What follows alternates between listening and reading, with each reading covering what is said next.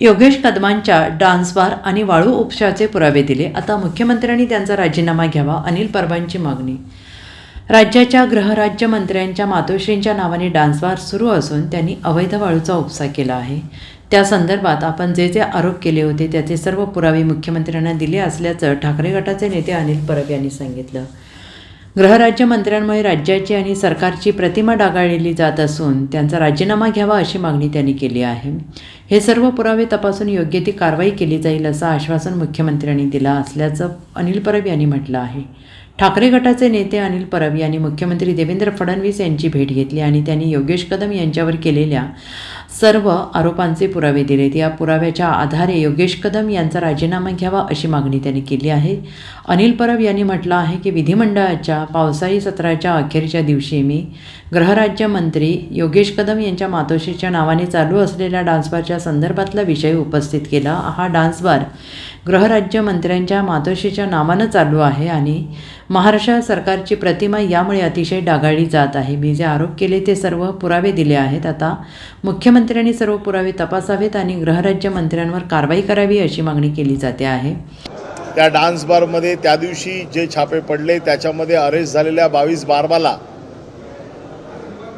22 गिरायकं, रोकड रक्कम अशा प्रकारचा सगळा पंचनामा, FIRची कॉपी, त्या डान्स बारचं लायसन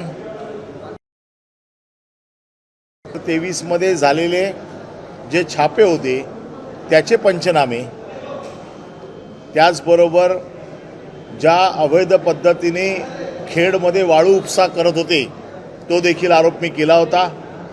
त्या वाळू उपसाचे जे सरकारचं धोरण आहे 5 ब्रास वाळू ही गरिबांच्या घरकुलाला मिळाली पाहिजे, परंतु ही वाळू ही योगिता डेंटल कॉलेजमध्ये डंप करून ठेवली आहे. आकिब मुकादम नावाचा त्यांचा कार्यकर्ता ज्या पद्धतीची वाळू उपसतोय त्याचे सगळे फोटो, त्याचे सगळे व्हिडिओ, डान्स बारच्या संदर्भातली सगळी माहिती, डान्स बारचे कुठले कुठले कायदे, dance bar prohibitory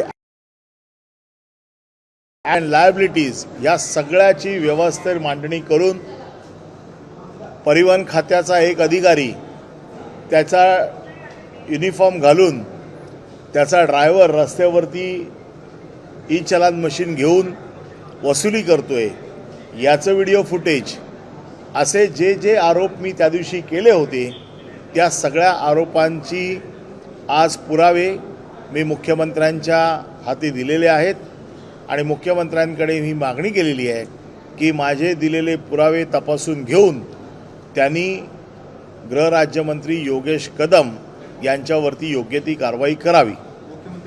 bureau report SBN Marathi, Mumbai.